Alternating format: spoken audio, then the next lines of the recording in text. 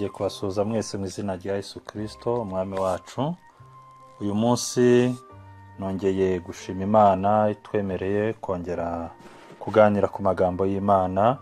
Rero turibanda uyu munsi ku magambo dusanga mu gitabo cy'umuhanuzi Amos, igice cya mbere kugeza mu bice byaho bitatu, ndetse dusome no muri Zaburi ya 80, ndetse n'igitabo cya kabiri cya Timoteyo ibice 4. Rero nkuko dusanzwe tubizi, iyo dushoje igitabo tujya tuvuga incamake y'igitabo dushoje. Uyu munsi turibanda ku ncamake y'igitabo cya kabiri cya Timoteyo, kuko mu bihe byashize twavuze incamake y'igitabo cya mbere cya Timoteyo. Rero mu bice twasomye, magambo dusanga mu gitabo cy'umuhanuzi Amos, uhereye mu gice cya mbere ndetse igice cya kabiri n'igice cya gatatu, havugwamo ibigendanye n'uburyo Imana yagiye ihana amahanga yagiye abaho atayumvira, haba mu bwoko bw'abanyamahanga ndetse no mu bwoko bw'Abisirayeli. Abantu bagiye baho batumvira Imana, bakagendera kure y'Imana, bagakora ibyangwa n'amaso y'Imana. Imana yagiye ibahanisha ibihano bitandukanye, ndetse Imana igatuma abahanuzi bayo bakagenda bakamenyesha abo bantu.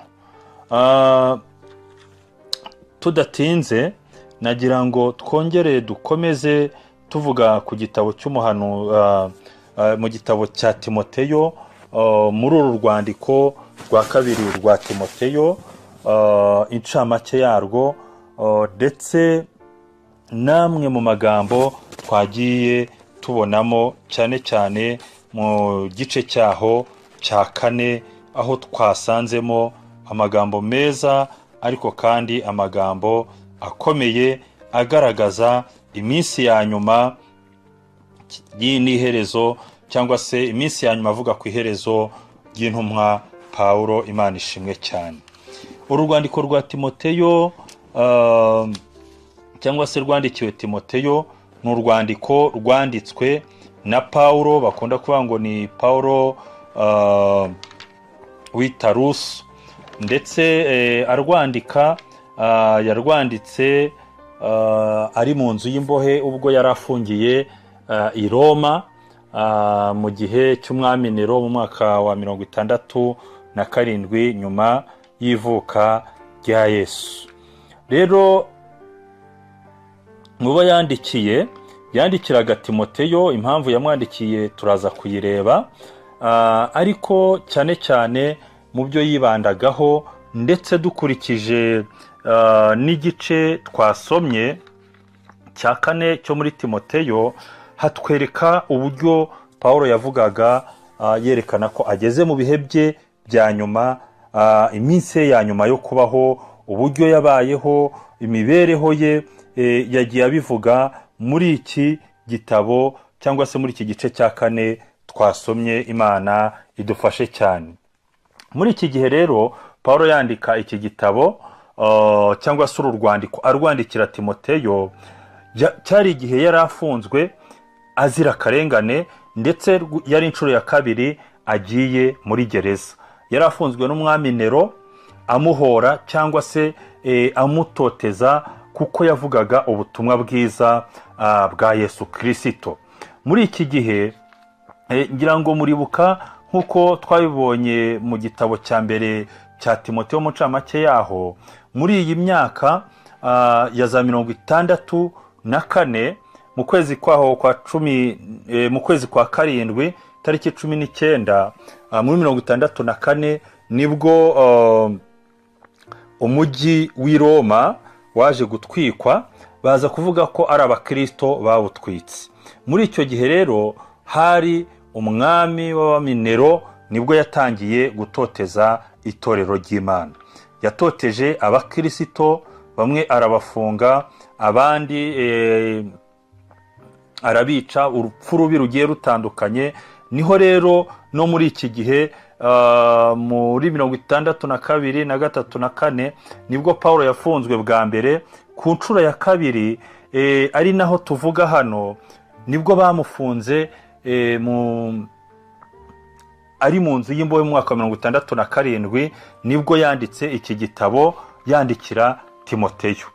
Yaje kubona ko ari iminsi ye ya nyuma, ageze ahantu hakomeye, ndetse abona yuko igihe cye cyo kugenda rwose gisohoye, niko kuvuga ndetse gufata icyemezo cyo kwandika avuga uburyo Timoteyo nk'umwana we yari yarareze, Timoteyo nk'umwana yari yarabyaje ubutumwa bwiza, amugira inama, asa nk'umuraga ibyo akwiriye gukora.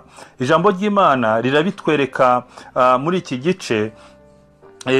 Ibihe Pawulo yari arimo, igice cya 4 umurongo wa 6 haravuga ngo kuko njyeho maze kumera nk'ibisukwa ku gicaniro, kandi igihe cyo kugenda kwanjye kirasohoye, narwanye intambara nziza, narangije urugendo, narinze ibyo kwizerwa, Imana ishimwe cyane.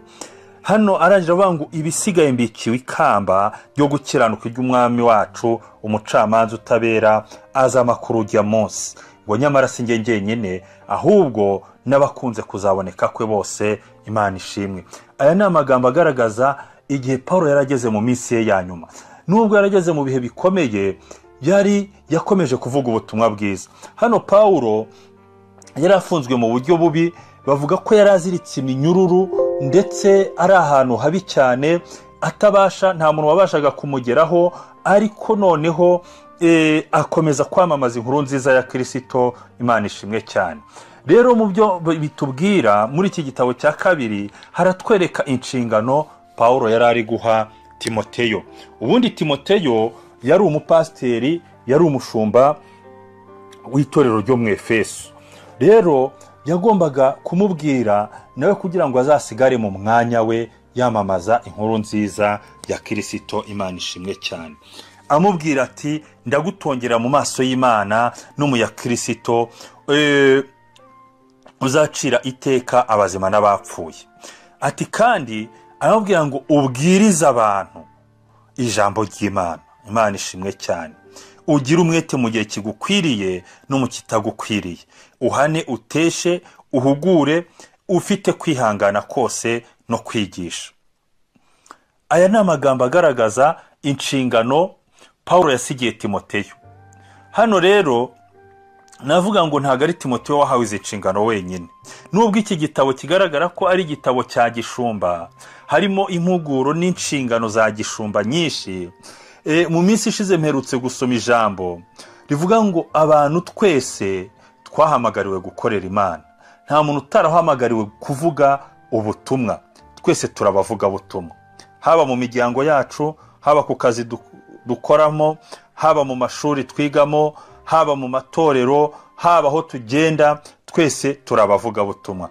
Rero nshuti bakundwa, ndagira ngo nongere mbibutse nshingiye ku nyigisho tubona muri iki gitabo ko twese twahawe inshingano zo gukorera Imana. Twese twahawe inshingano zo gukorera Imana, buri wese ku kigero cye no ku rwego rwe no ku mbaraga ze, kugira ngo twamamaze inkuru nziza ya Kristo, kandi tugire umwete muri uyu murimo w'Imana twahamagariwe gukora.